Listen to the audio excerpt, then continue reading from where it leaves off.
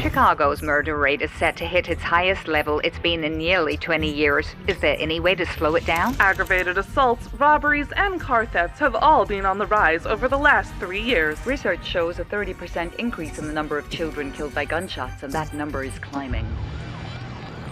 Today we will take a walk around the city of Wind, the city of parks and the playground of modern gangsters, the famous hub, Chicago. Chicago has an incredible energy. You can feel it in the air.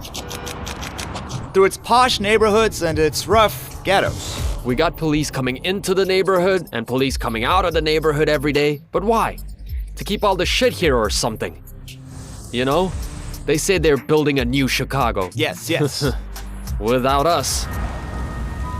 Why is it that the further south you go, the worse it gets? I've had a knife held to my throat and a gun held to my back before.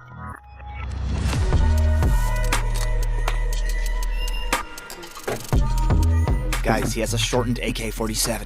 It's quite scary. We're walking through Chicago. Go get these motherfuckers, yeah. Look, we're he's pulling streaming. up on these guys now. You guys just stay back here and everything will be fine. Stay right here, right there. Just watch from there. Everyone has guns. You see that? This And one they was all look right. at every car He with wasn't driving too suspicion. slow. Huh? Someone might Yeah? Yeah. get out Yeah, they and got shoot that. at them. Quickly, get Dude, it out. just keep looking. Hey there, my name is Drizzy Drake. I never go anywhere without this thing. Especially when we got to these neighborhoods, you know what I mean? You know, where niggas do their thing. You know, you in Chicago, my friend. Then we have... Shots fired, 147 Maple Drive. It started as an ordinary patrol in western Chicago. From there, I moved into the narcotics unit where I worked undercover. Let's go. Are you ready? Today you will see Chicago, as you have never seen it before. From inside, both sides of this war. Let's go, boys.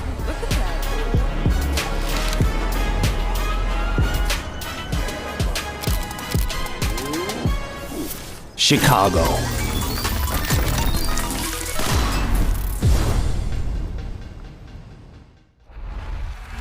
We're now entering the center of Chicago. I think the first thing people see here is up on the left, it's going to be the Rock and Roll McDonald's. This is probably the most popular McDonald's in the United States. John Garrido has worked in the Chicago police all his life, and he started as an ordinary patrol officer. From where I moved to narcotics, where I worked as an undercover, You were I got caught undercover? caught. Yes, I was an officer, but my father worked in this department for 36 years. He fought drug trafficking for almost his entire career, so I followed in his father's footsteps. What does it mean to work undercover? Did you join gangs, make yourself a gangster? No, it's different. It's far more long-term. It's not like in the movies? Not at all. We did short-term investigations. We call them buy tests. And in a buy test, you have an officer with a gun and a buy officer. So I was the buy officer, and so my job was that I would go out and on the street, they would send in officers to go set up in surveillance, and they were in nondescript cars. Yes. And then I come in as a buy officer. I'd go to wherever an outdoor drug spot is, which is a drugstore on the street. I'd go there and then I'd give the dealer the money. You make sure that you're recording, and then you'd buy it, make transactions. When the transactions are done, you leave the area, and then the forces come in. They come in with guns and make the arrest. They have proof of the sale of drugs to an undercover agent. Cruel and deadly holiday weekends in Chicago. It was surreal. We arrived at one crime scene. We were hearing reports over the police scanner that there was another shooting just a mile away from where we Three were. more shots were fired at that location. We're sending more vehicles. Up to 4 people have been shot in the course of this attack. Surprisingly, the level of violence on the 4th of July, the Independence Day of the United States, rises not only in the city of Chicago, but throughout the entire country. There are even scientific papers trying to explain this violent phenomenon. The statistics say this is the day when the most mass shootings occur in the United States, more than any other day. The explanations given include the following. So, could it really be all coincidence that this is happening on the 4th of July countrywide? Well, of course not. Then why? Well, first of all, crime goes up in the summer. Why? People are outside more. There's more contact with them. There are some people who explain this by excessive alcohol consumption. Hey, Mom, I swear I'm gonna be a good boy tonight. I promise you, I love you. But the number of shootings are growing in Chicago, especially quickly in recent years. The lion's share of them occur in the area known as South Side, the southern part of the city. I've arrived in the southern zone of Chicago. This part of the city is considered the most dangerous. Honestly, I don't even know if I can get out of the car or if it is better to wait until my contacts get here. I came to see a local man, a rapper and a gang member, Little G. From the looted stores, broken pavement, and abandoned cars, you can immediately realize that you've arrived in South Chicago. And here at the intersections, people are selling drugs. Nearby are people who've already used and are high, but it's not only teenagers. Here, near one of the houses, a old lady is doing magic with a plastic packet, and it looks like she can't straighten up. This is a side effect of fentanyl, a terrible drug that has affected all American states from coast to coast. Yeah, there was an old lady shot. She was shot right here. Right here? Right there where the bricks are cracked. What for? Drive-by, man. But why? Why would they do that? Dude, we don't know. In a drive-by, they just shoot and drive off. That's why I'm telling you. It's dangerous to stand here like this. Don't forget. This evening, a couple of guys are going to take me out and show me what a drive-by shooting is. You even know what to say. We're gonna mess them all up. That's right. Armed to the teeth with firearms, they patrol their area to protect against other gangs. Shout out Stas. You shut up. I'll vote. We've gone deep into the area. We're now in the trenches. Yeah, I guess. But where are we going with this weapon? It's good. The guys who drive around the area with their cars demonstrate their guns and their readiness to use them if provoked. What do you have there? Is that a Kalashnikov? Go on, show 'em, man. Hey, bro, where you from, though? I'm from Russia. Ah, from Russia. Well, Do you okay. know This where thing's Russia from is? Russia, right? Yeah, that's why I'm asking if it's Russian or Kalashnikov. Check this out, bro. Maybe this one's also from Russia. No, it's not from Russia, it's cool, American. though. But hey, where do you get them? I mean, where do you buy your guns? Nigga just pass from one to another, you know? It's easy to get that shit here. Very easy, bro. Sometimes they full of bodies. You know what I mean? You just take them out and that's it. Guns are always there, mysteriously. Suddenly, a car in the distance started driving closer, Everything and they will be told me to fine. go away. You just stay back and stay everything back, will be white boy. fine. Stay right there. Whoa.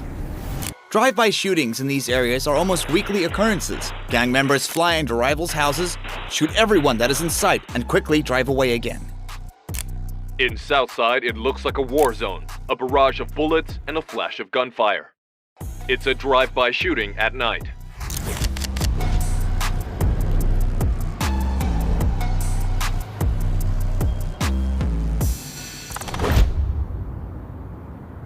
This has been a stressful evening. They all have guns and they look at every car with suspicion. Like someone might shoot them. Hey, man, I have a tattoo on my neck and it means I'm from this area. There's numbers 2073, right from this area. Can you come here? I can't see. Yeah, look, there's no light here. It turns Yeah, out you this see guy has a 2073. street number tattooed around his neck. He says he wants to protect it from When strangers. people from my neighborhood see it, they know I'm gonna stand behind it. How often do shootings happen here? All the time. Come on, let's move on. Hey, let's go. Yeah, it's reaction, man. Shootouts are normal. Someone dies in the streets all the time. Shootings are normal. Around here, they are. Aren't you scared? You're walking around and someone could drive up and shoot you right in the street one day. One day. It happens in every city, bro. There's no need to be afraid here. It's fate. Can't be afraid here. The way that I ball, I should have played for the Big Ten when I touched stage, but they packed in. How old were you when you first picked up a real pistol? When I started using guns? Yes. I was about 13. At 13? Yeah, 13. And it was a real gun, not a toy or something. A real gun? I picked up a gun when I was 13. And I fell in love with that shit. Everyone here is like that. And you? What was your age when you first touched a real pistol? Like 11? 11? And how old were you? Don't really play with guns. So you don't play with guns? Nah. Guns are carried out in the open here. It is absolutely normal for people living in these areas to video chat or stream on social media with a gun in their hands. This is very normal for those who live here. I spent several days filming in different parts of South Chicago, and guns were all over the place all the time. One of those guys has a gun that prevents me from hanging up the microphone, and another one has a gun literally falling out of his pants. It looks kind of funny. There were so many people carrying that in some places I was forbidden from filming. Not at the shooting? Okay. When everyone has got their guns, they drive around the city streets and in various states of intoxication. And on one of the trips from the south of the city to its center, I simply didn't expect that the guys I was driving with would take out their guns and start singing and dancing in the back seat. I think I can say it was the most extreme ride of my life. Niggas trapped! This is the most extreme ride of my life. We extreme, most man. extreme thing of my life. We extreme. These are two we guys are rock with stars, machine man. guns racing Every day. to Chicago. Speed up, speed up. And of course, I was absolutely not ready for what would happen when we stopped at the gas station on the way there. I was so shocked. We're still in the trenches, man. You get it? We're not too far. One of the guys definitely had a machine gun in his pants, and I didn't know what the other one had. And I really expected something scary, but I just kept on filming. This is real life, not a movie. It's not a movie. There's gonna be a non-drill drill. alarm right now. I was sure the guys wanted to rob a gas station, but I was wrong. Well, this morning, Bellevue police are asking the public to stay vigilant after an armed robbery at Bellevue gas station. Now, it happened off of 8th Street near Crossroads Park Sunday night, just before midnight. It turned out that they simply just came to pose for mine and their own streams, and the gas station belongs to their Came all friend. the way. What's up? This dude is looks from like Russia. You know him. Listen, guys, I was a little worried Yeah, when he came in here with his guns. I saw it, man. You're a hot mess, dude. How you doing, my man? How you be? You are hilarious. Yeah, for sure. Okay. In general, at first I was nervous that the guys came here with the gun, but it turned out that they were just visiting their friends. This is their local gas station, and that they're not planning to rob anyone today. This guy just came from Russia. Meet our dude, Stas. Hey there, Stas. Look at how visitors react to people with guns, as if everything is normal and everything's in order. Hey, bro, any cops outside? No cops? No, Next time we everything's come clear. past. Hey, you Okay, want let's this? Hey, bro, don't worry, man. We just stopped for some water, bro. We're on our way to the studio. It's not far.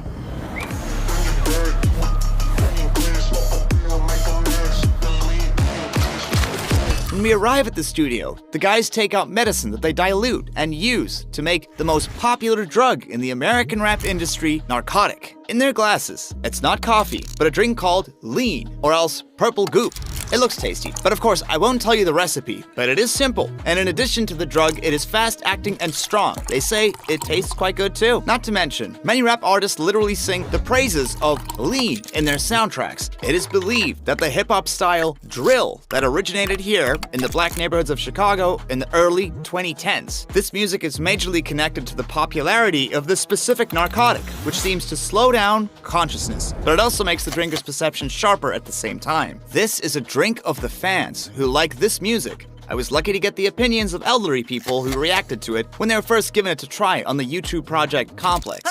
Oh gosh, that's really good.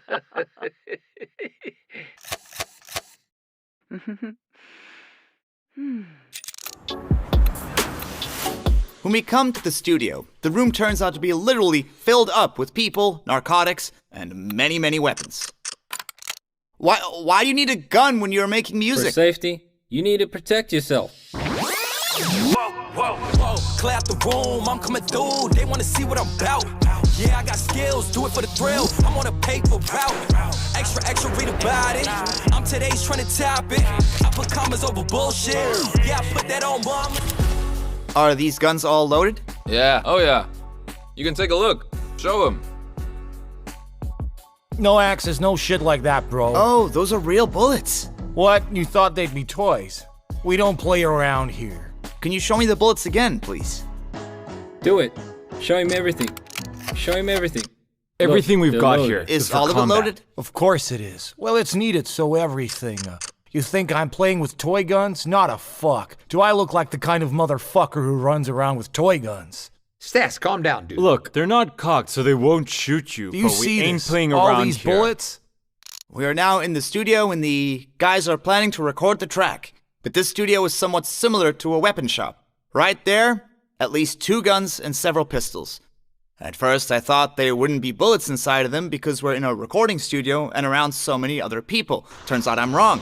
They're all loaded. Oh, you modified it. You changed it. Oh, I see. Yeah. Hell Wow, yeah, he it's said modified. strange. He has enlarged the, what's it called, magazine? Hey, bitches, look, I can close my ears like this. Banana balls, Boom, right, man? boom. They're like bananas. Oh, yeah, look.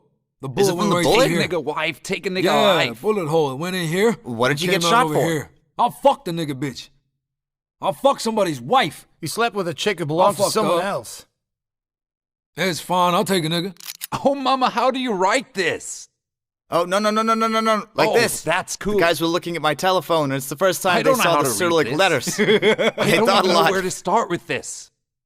I think Damn, I got I it. like how that my one. stories are. Yeah. Reachers write a chalk shit. Buzz on them blocks, so when I shoot, I already miss. By the way, I'll leave a link to Dizzy Drake in the description. You can say hi to him from there. People do try to move out of these dangerous areas. Despite the fact that the price of real estate in Chicago is growing in general, there are a lot of empty houses left to rot. Abandoned, these houses been abandoned my whole life. Who's gonna move in there? You know what I mean? I sure as hell wouldn't. This one's abandoned no too, one lives right? there, man. Baby, I'm gonna call you right back. If a building is empty, can you just come and live there? I mean, for example, can people from outside move in, just occupy the property, or even if it's empty, can you move in there? Depends on who you are and how you behave. You can move in and you can manage to change the locks, start paying the electricity and fucking gas out of your account, and that's it. Now the owner will have to pay you for it so you can't move out. And this kind of shit happens all the time. Look at these fucking Venezuelans. They often break in, change the locks, register the phone number in their name, and that's it. After this shit, you can't evict them. I heard that the Venezuelans are now very influential here. Nah. Yes? They're taking over their territory? Nah, you heard that wrong. They're not taking our What? territory. No, they won't take it. No. They're not They ain't taking influential nothing at all. from us. They're only influential in the The whole sense street that there there is are them. more They ain't of them. taking our territory. Nah, they didn't take anything. They just got more bodies down there. I read an article where they said they want to take over our neighborhoods. Hey, any Venezuelans, listen That's up. all. They're if you want to bring a influential. fight here, you better think twice before coming over here. That's where I'm from. Build your motherfucking hotels. That wall, the one they're putting back down on the border, keep those motherfuckers out, and I will help them build that wall. It been plenty time that I could have died. Lucky Sonny Slim got 100 lives. Not the... We're rebuilding this place. We're gonna take this community back and kick out all the Venezuelans and Mexicans. Let them go. These kinds of areas in America are called tranchements, in English, trenches. While the divisions are not entirely formal, here they are. The best areas of the city are called a neighborhood. In Slavic, this word translates as rayon. But if the residents are from a poor area, they would not call it that. They'd call it hood, and poorer still, ghetto. But trenches are a completely different matter. They are a poor area with many weapons and even more gangs. Chucky is leading me along the trenches of the Mexican quarter, where here too, every garage seems to resemble a military warehouse. This way, welcome to my office. He asked that we do not show the faces of the people that we are going to see here, but look at what the guy pulls out of his pant leg. I didn't even see it. Whoa, what's up, bro? What's up? Make yourself comfortable, bro. Oh my god. How do you like it? See that? Goes in there. So it changes the action? Well, yes. And the second one? Is that real too? Well, it's not a toy. A toy, dude. That's funny. I'm afraid this toy is mind-blowing. Tell me, how do you get such a weapon? Where can you get it? I'm very interested in knowing. I mean, there are a lot of places. If you know the right guy, it's really easy to get a gun in the USA. But you gotta understand, in some areas around here, you can't do without one of those close at hand. If you wind up in Chicago without one of those, you're dead. You've gotta make sure to protect yourself. Even if you're not in a gang, even if you're just a regular person, you gotta have a gun because it's dangerous. You've gotta protect yourself. But I was filming in the city center. I asked people if they felt any danger, and 90% of them told me that no, it wasn't dangerous at all. Maybe she has it in her mind. Excuse me, do you think Chicago is a safe city? Yes. We've been here for about five days, and it seems very safe. Yes, it does. Yes, this is my first time here, and I will say I'll come again because it is very safe, very comfortable. It was very nice. Do you think Chicago is a safe town? Yes. We're from Los Angeles. Is Los Angeles a safe city? Yeah. Yeah, I think it's much safer. Safer than here. I think Los Angeles is safer. Oh, yeah. Safer for than sure. New York. Yeah. I live in the center of Los Angeles. This is no comparison. I love my city, but it's cleaner here. Well, the center is... You know what I mean? If you're in the center, you're far away. If you're in the center, you're probably a tourist. Or if you live in the center, you're really blessed and you're lucky. Or you have money. You're out of Unfortunately, shit. the thing is, many people here don't have enough money to be out of shit. So they have to live in a poor neighborhood, but they don't want to be part of a gang. And they need to be able to keep guns because there might be somebody who you get home, at like 3 o'clock in the morning from work and someone might want to rob you or they might want to, whatever the case is, You must defend yourself or you can just be connected with someone. This here's my younger brother. Let's say he's not part of the gang or anything, but he's my younger brother. And like if they want to fuck with you, look, it's easier if you can defend yourself, How old were you when you Answer the joined man's gang? questions. I think I was 12 years old. 12 years old. Same as you? Well, I was a little boy. But about then, yeah. Why did you do that? Why'd I join? I don't know. I was always by myself. I guess I wanted to get into something, Like, I wanted to be a part of something, and I saw how guys hang out, and they hung out like bros, and I just wanted to be one of them. Some people don't have their adults, and they can't understand some things. I don't know, it seemed good. I wanted to hang out with guys, have fun. Like, I'm in a gang. I wanted to be like everyone else, and have the same things. Well, even look at ordinary people. In the same college, students also cluster together. Oh yeah, hell yeah. Everybody's part of a club. Saying you don't want it, bullshit. Everybody's a part of something. Everybody wants to unite, Everybody wants to stand for something. Stand for something or stand for nothing. Yeah. Do you have something like a boss or a leader in your gang? We had one before.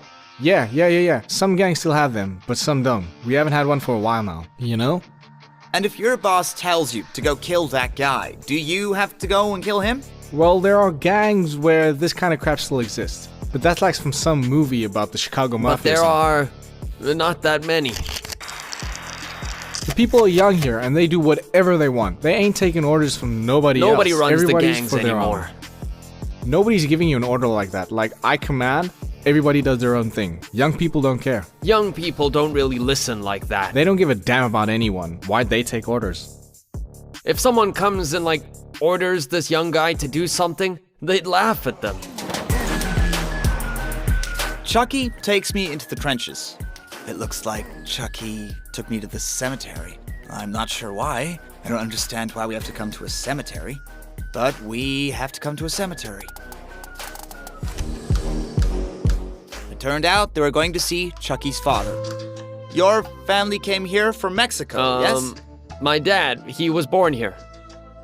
We are like second-generation immigrants. Yeah, that's right. Yeah. So his parents were born in Mexico, and we're born in the States. My father was what I am now. You know what I mean? He didn't want us struggling in life. Before he passed away, he had movers. Take us to Milwaukee. Yeah, to Milwaukee. He just, that was his So he dream wouldn't even for be us. in Chicago. He passed away in Milwaukee because, he got shot. He got shot? Yeah, he got shot in a bar. Why was he shot? To tell you the truth, I don't even think it was gang-related. I think he was dealing with racists. Like, the guy that killed him. They locked him up and everything.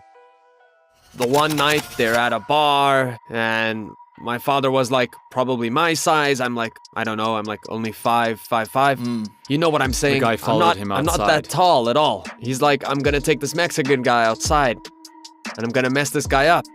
And they got into an altercation outside, and the coward was a big man, and he just went crazy, out of his mind. Like I've seen him in court. The thing that pisses me off is I know how tall my dad is.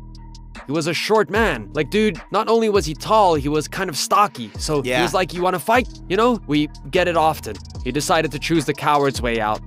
And he pulled out a gun, and so he just shot my dad one time in the leg, dude. My dad, try to hop away, but he shot him in the other leg. And then he fell. Wow. He fell then and there. Dude just comes up from behind, you know? So it definitely wasn't self-defense. No, Once no, he no. shot him in both legs, your father wasn't any danger to him. Yeah, nah, hell nah. He said that my dad tried to pull a pocket knife out or something like that, but nah. But it's just It's a pocket just a knife. pocket knife. You pull out a pocket knife and I'm gonna shoot you, but my dad didn't even pull it out. I don't even think he had one. So then your mother couldn't stop you joining your membership in gang, yes? And then she just... I mean, she tried. to She protect did. us. Sort of. She tried to get us out. Yeah, the best she could. When I got initiated into the gang, she found out. When I came home, I didn't get home the same night. I knew she was gonna fuck me up, but when I did get home, she was like, well, she started yelling like, "What have you done, you bastard?" She said so much. Whose mother would agree with that? 2 weeks after my initiation, my homie, his name was R.P. Ritchie, was killed.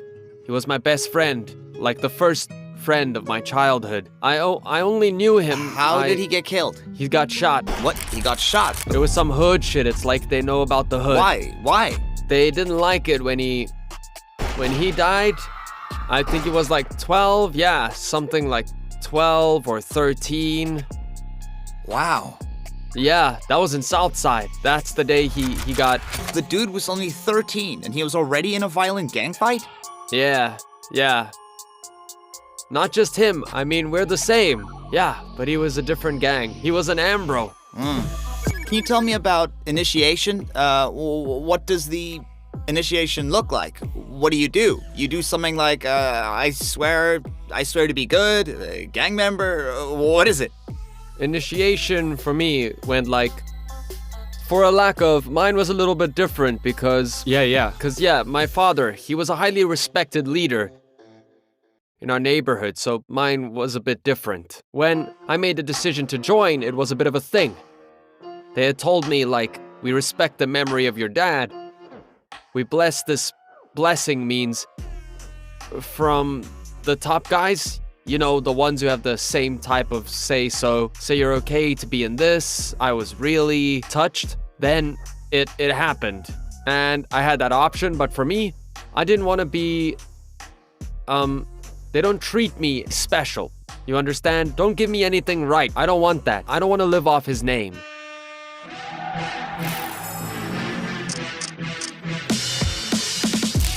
Initiation in almost all American gangs is the most severe beating of your life. It's not easy. Yeah, but initiation for me, like I said, I know I need to be beat, but boom. I got my ass handed to me. I got whooped. I was 12 years old. All my guys in my neighborhood, they were all older than me. So it's like, let's say 21 years old, gave a 12-year-old a beating. Boom, boom, boom, boom. And while you're getting beaten, you can't hit back.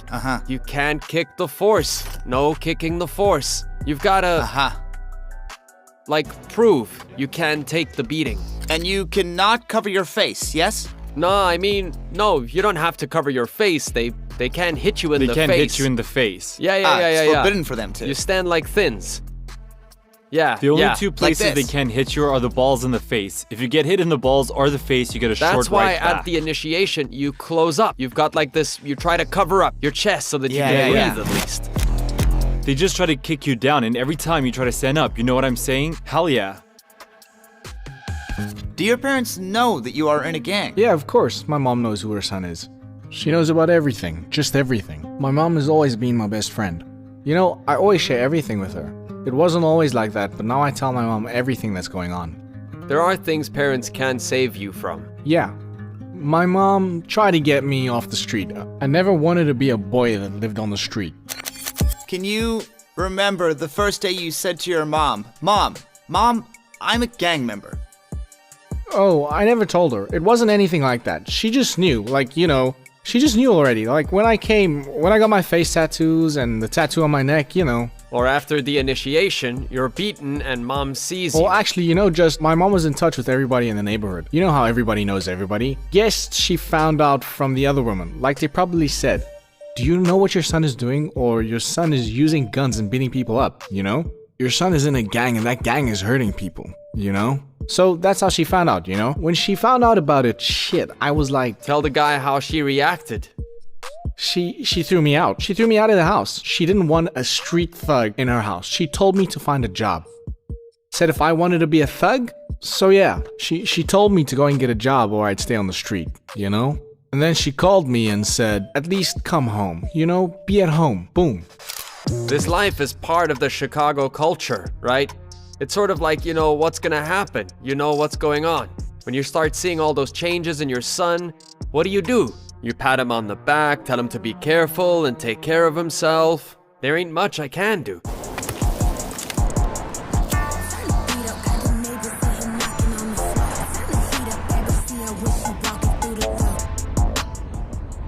Oh, the beating is a different level. Explain it. So my dad, he did get out. It was bad. But when he got out, it was the time when he was alive that he got out. But why? It was He promised his mother. What was it? Yes. It was a gift for my grandmother's birthday. And he was like, guys, initiation out. This is when you leave, you also go through another beating. He took a beating, but much, so much much worse. harder. Much worse. Much worse. There is meat. From my understanding, what I was told, it took 5 minutes. I forgot if it was 5 or 6 minutes, but for sure it was 5 minutes. Head to toe, they can hit you in the face anywhere. Anything that's around them. They can use anything to beat you, like a bottle or a pipe, whatever. Anything that's around them, they just pick it up, everything from the ground, and just smack them in the head. But in 5 minutes, you can kill a person if you beat them hard enough. Yeah. You know, that was then. That was his present to my grandmother, though, for her birthday. That's it. And you? What do you give your parents for the holidays? Do you think you could give this gift? Comment down below. Hey, get the fuck up out my face. Money tucked inside the safe. If you ask me what I want. In Chicago, if you are a Latino, they're gonna try you. You're gonna walk down the street to the store or wherever and get beat up, you know? And if you're nothing, it's about protection. I mean, any person, if I see, I don't know, they stop you. Us personally, if we walk up to a dude right now and he'd be like... Anyone who's got a hairstyle like this, I'll ask him which gang he's a part of. So you see this kind of This hairstyle hairstyle right here? Show him the back here. That's, nowadays, Subtle. it's like a subtle check. I have a mullet. It's really a mullet, but in my days, hairs was a check. And I'm only 25 years old. I'm not old. The check is all the hair here. Cut this off, this up here, the same as this. That's a check. Yeah. The checks, the gangsters, means you're part of a gang. And if you got that and you say you're not part of a gang, bro, you are lying. You're a fucking liar. We're gonna beat you. We're gonna check your phone, see who you're talking with, who you run with, you know? Let's see your tattoos. You're not shit. You're not trying to, cool, raise your shirt up. Let me see your tattoos. Then whatever. But if I find you're lying, if you're lying, then things will go bad. But if you're telling the truth, take that fucking shirt off, cause this is like, come on, you know. Why keep it on if you got nothing to hide?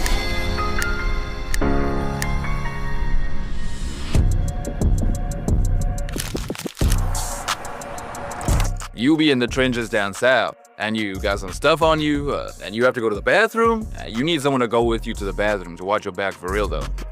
Do the police come here? All the time, shit, but hey, they don't stop nothing, man. Nobody gives a shit about the police, you know? Police cause more. Cause all of the problems. Instead of solving all the problems, they gotta solve it for real, you know? I heard that sometimes police, they see some small crimes but do nothing because they don't want to. The police can't do shit. There's nothing they can do. If you ask me, it's just some show. I haven't seen that YouTube video and those shorties in the hot car flown right past the police, hanging out all them windows. They did not chase them. They did not chase them. In all fairness, though, American police sometimes do not pursue violators in cars because such pursuits often cause more danger than the crime itself. Chasing a car down through a neighborhood or down a public street is just too dangerous to both the public and the police. Here's a resourceful car thief taking something out of the window, and it's not immediately clear that it is a powerful searchlight, and the blinded policeman has to give up the chase or risk crashing. Americans love to watch car chases, and they are broadcast live on many televisions. It's almost a pastime, like football. The highest rated chase in history was the chase that followed the very famous SUV chase of O.J. Simpson, and it was watched live all across American the country. athlete It and was watched actor, by killed his 94 wife and million lover. people, and this may be the smartest car thief in U.S. history. Just look at what he does. Police are chasing a black Jaguar.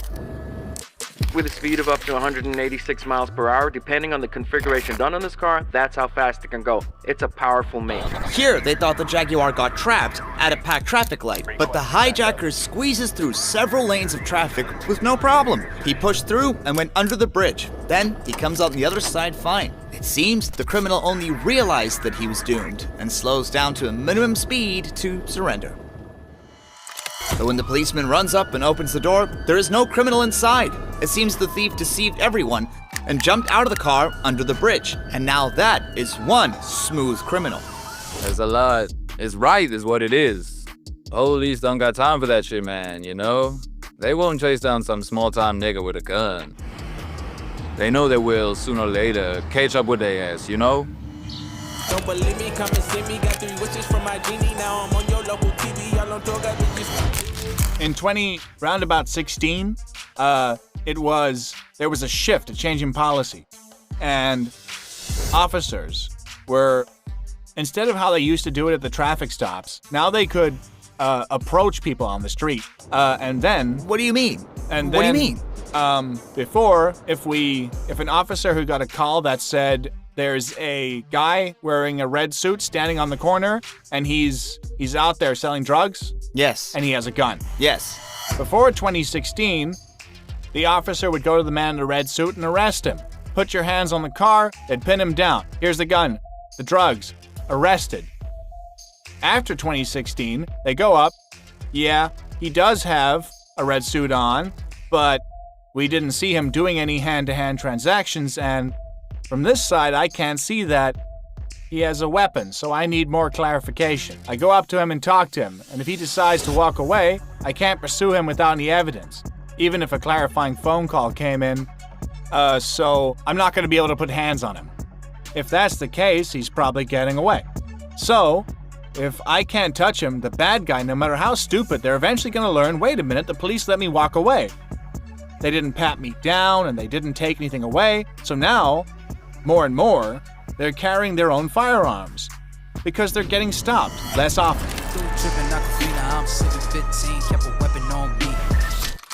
I filmed on Southside, and the guys I met down there told me this. They said that sometimes they can even do something illegal and the officer can see it, but then he won't even chase them for it. He won't even get out of the car because he understands that he can't do anything about what he is seeing. It's as if there's no point? It depends on the circumstances. A lot of the time, yeah, that's the case. It's frustrating. For sure, it's frustrating for the officers because they want to be able to do their job. They want to be able to approach. You want officers to be able to do proactive policing. Unfortunately, proactive policing has been restricted so much that it makes it extremely difficult for them to do anything. The US police have begun to regulate their actions more carefully in order to improve work and reduce abuses. The criteria is incredibly strict, and despite the massive laws that equalize everyone in the country's constitutional rights, authoritative studies show that the vast majority of blacks believe that the police and courts are unfair to them, and even some 60% of whites agree with them. On this one instance, the study proves people believe the same thing here. This study was done by Pew Research over several months in 2019. In 2020, the country had finally had enough, and a wave of demonstrators for the rights of the entire black population, Black Lives Matter, rolled all over the country and was supported by politicians and governors. The mayor of Washington even renamed the square in front of the White House into the Black Lives Matter Plaza, which was even written out on the asphalt. And next to it, immediately appeared in the inscription, "Defund the police." That is, deprive the police of money. The cause of the protest was the murder of a black man by the police, a man by the name of George Floyd, during his arrest. The video of this detention became viral. This case of extreme police brutality literally blew up American society. Floyd turned into a hero for many. He became a martyr and turned the police into an enemy. The situation escalated so much that the majority of Americans and the majority of officers just refused to talk for fear of prosecution. May I ask you a little bit about the whole situation with Floyd? Yeah. Yeah, from the inside, I just want to understand. What were they talking about? You were in the police that time. Yes, we were. So there was this frustration with the. Have you ever watched the video? Oh, yes. No, yes, Have I you watched ever it. watched all Here the it videos? is. It starts with the police coming out of the store where allegedly they'd heard Floyd paid in fake dollars, then got into his car to drive away from the store. It goes on for half an hour. But unfortunately, I can't show it to you because a lot of the video is quite disturbing, and mainly because YouTube will more than likely block such content. I will leave a link in the description. It shows the story in a different way, so I absolutely do not agree with how it ended up, of course. I'm not talking about his death. No one's justifying it, okay? What I'm talking about is the officer, not kneeling on his back. But what I will tell you is they found the drugs that he ingested. So when the officer first got to him, he had put the drugs in his mouth. He swallowed the drugs. You can see in the video, whatever.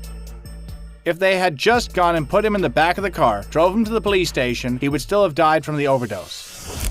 It must be said that the autopsy conducted twice nevertheless showed that in Floyd's case, he did end up dying from police suffocation and not from a drug overdose. Although they did find several drugs in his system, fentanyl, methamphetamine, and other types of psychoactive substances. The officer who killed him was sentenced to 22.5 years in prison, and his wife got a divorce. And while in prison, he was nearly stabbed to death 22 times. Some people don't think that his sentence was enough. Yeah, there's no doubt that the officer was wrong and how they handled that in the end there. But all the information wasn't put out there, and it wasn't put out there then the criminal procedure wasn't complying. Here was, of course, the thing. They would not get in the back of the car with it. Like they were trying to do. There's a person who had drugs in his system. The team was all ready to go in, and to help pick him up. When they went in, at first he tells the police, I can't breathe, They tell us that all the time. When they'll start trying to get the handcuffs off because they want to get to something they might be hiding, to try and get away, they constantly lie to us, so. And that's not to say you don't take it seriously, You call for an ambulance, and if he says he can't breathe, call for an ambulance. Try to restrain him. There's a lot of woulds and shoulds in that whole situation. But at the end of the day, those officers did not have the intention to kill him. They were not, go out, see what we'll find, a young black man to kill. And that's the perception that then gets put out there by politicians and organizations like Black Lives Matter and all this stuff, and all that does is make officers and the whole police think they're bad guys, that somehow we're serial killers out there driving around killing black people on the, in these depressed neighborhoods.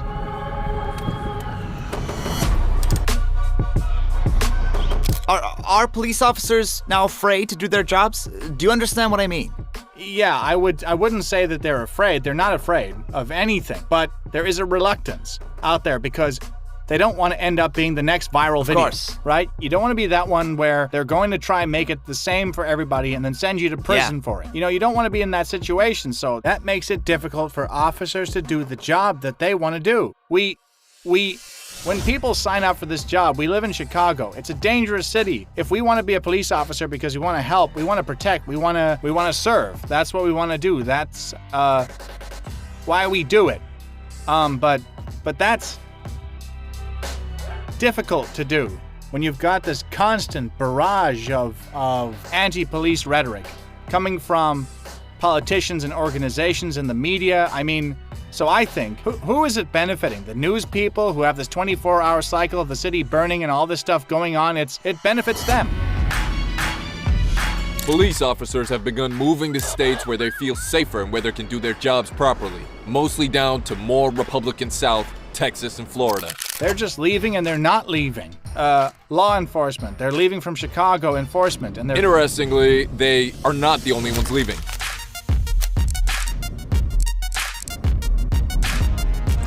You see me, I'm a rap, and even for me, it's time to get out. Man, I need to get out. Shit, this town's about to blow up, Yeah, I'm gonna take everything I can and leave. So, where do you want to leave to? I mean, where exactly are you going? Well, hopefully, Cali, Miami, shit.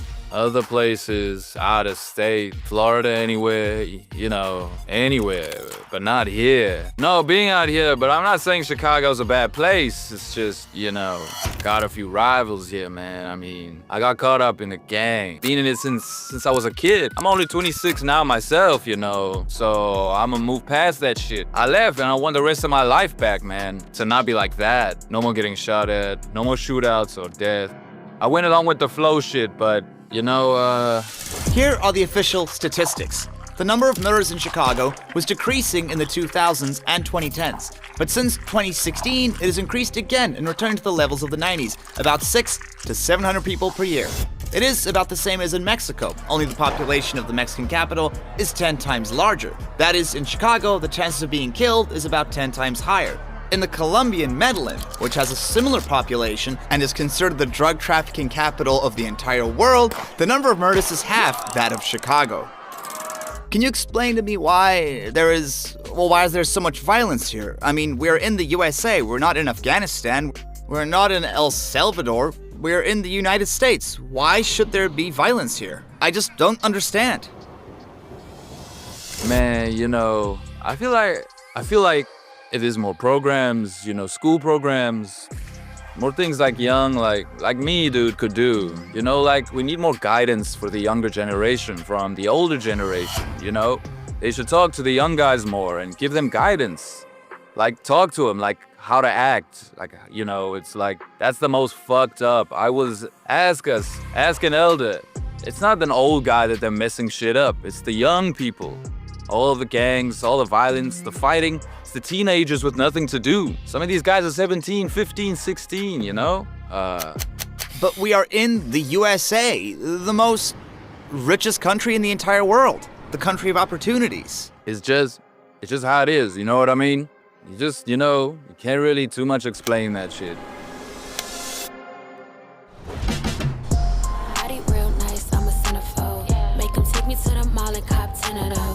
In poor countries, people don't have other choices. There is no other choice but to join a gang, to make money, to try and live a good life. But here, you live in a country of opportunities. You live in a country where you can earn money in any place at all. Why do you join a gang, though? It's not even about joining a gang. If a less fortunate person isn't in a gang, but he lives in a poor area, they say... So it's like this. Here on the south side of Chicago, it's like a lot of people make these decisions, and it don't matter if they're not in a gang. There are those guys that get locked up for robbery, whatever the fuck. Why? Because we are hungry. What do you mean? People are hungry. What do you mean by hungry? You live in the richest country in the world. Opportunities. It's more like, I don't know, how do I explain it? Some people are just proud that they are members of a gang. They deliberately demonstrate weapons, and so on and so forth. Sometimes they're proud of this because they don't understand. The ones who really understand, it's like... I can only speak for myself.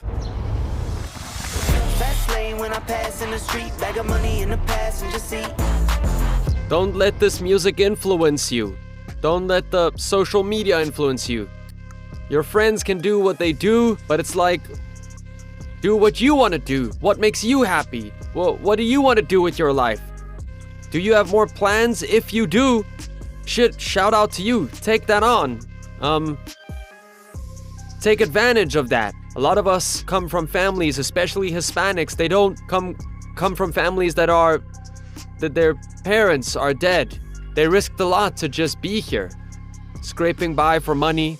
Some of them even work all day, so they don't know what you look like, even though you were on their knee because they at work trying to provide for you. And you out here kind of stabbing them in the back because you're not being good at all, because you feel like you're bored in the house, you feel like you want to go out with your friends, which is cool, but it's like, get yourself good friends, do something good with them.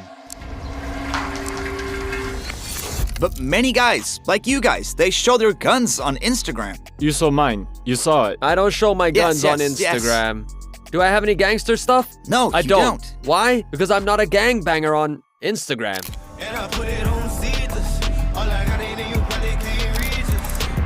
This is Pizza Boy.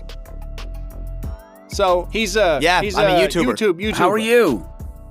He's filming a blog. I think we're live right now. We're on. Everything's No, live. it's not live, but I'm filming on 2 cameras. Oh, yeah. So you're not live right now. So he came to town, and so I'm showing him around. I'm filming about the Chicago life. Business owners here aren't just kind of being here to make some money and then leave. They're involved in the community. They do things within the community. They're always giving back. They're always supporting. Pizza Boy over here. They always bring pizzas to the local police station. Why do you do this? Can you explain? You spend that money, you pay for it. You know what? It's not about money. It's kind of all about, the community and giving back to the people that have supported you and everything else. Like, obviously, these retired police officers help us. They got it worse than anyone right now, so you want to help them as much as you can. It sucks our business ran out of state, but, when something like that happens, for me, it makes me feel good, giving back to the guys that have been helping us out for a really long time, so just stuff like that, I mean.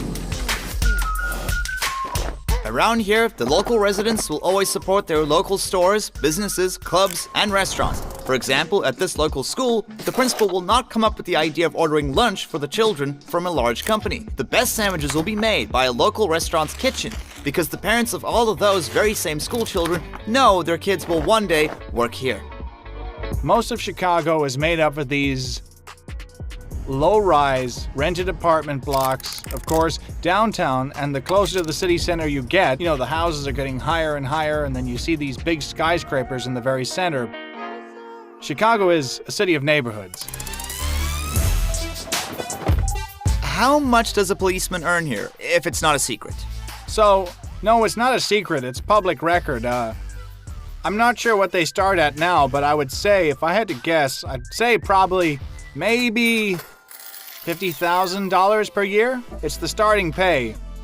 And they call it step raises. So every 5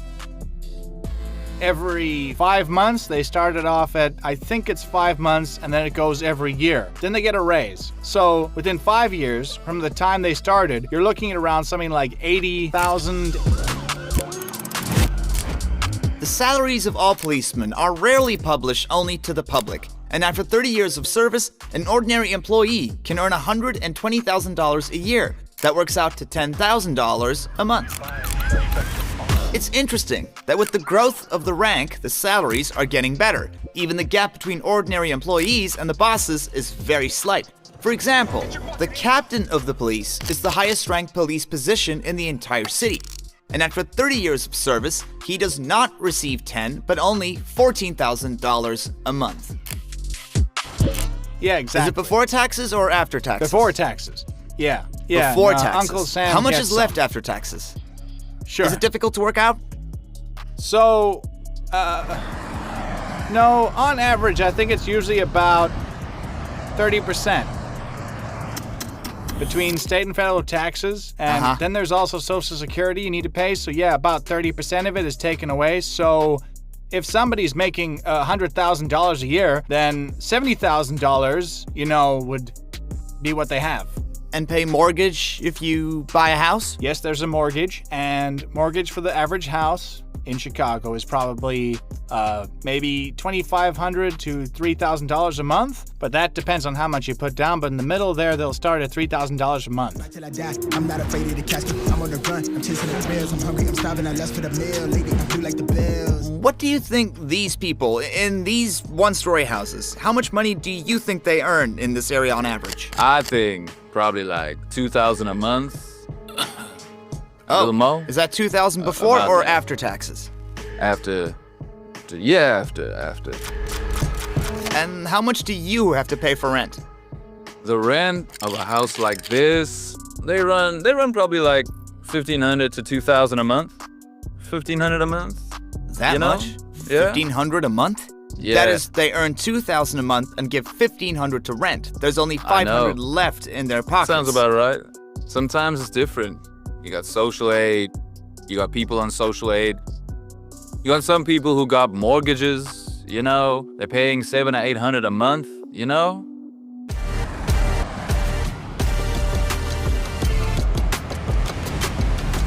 America seems to push you to travel everywhere by car. I highly recommend it if you want to get around more easily, especially if you're in some of the bigger cities like New York or Los Angeles or Chicago. Doesn't matter. Take a car and you can go anywhere, even if it's only for a day or two. It could be near or far. The most amazing thing is that wherever you go, you will find a motel. Motels are everywhere, and it will cost the same as in another city. And this motel will have the exact same name as another motel somewhere else in America. There'll be beds inside and even such small little details, light switches, glassware, and even down to toilets. Even lamps will be the same throughout America. The shower is the same. Everything is the same. And when you go, you have this feeling of anticipation for something new. This entire trip, it's an adventure. It's hard to, when you are driving and you are waiting for something, your heart is beating so hard for something special. But at the same time, you know that wherever you come from, even Americans, you have this feeling that you're back home. And this is a unique unity of adventures and that feeling of being at home. And the understanding that wherever you travel, there will be all the infrastructure to make you stop there and eat something. That your favorite drink in your native city will also be BLT sandwiches, to even restaurants. Everything is unified. This is only in America.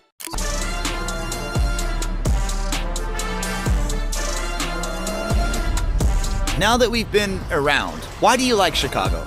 I think our city it's one of the most beautiful cities. It's the cleanest. It's easy. You've got this huge body of water, Lake Michigan, which looks like an ocean. Yes. You've got so much stuff. Food is the best. I believe it's some of the best in the world. It's amazing. The people are good. They're really, really friendly. Also, our biggest natural disasters here are our politicians.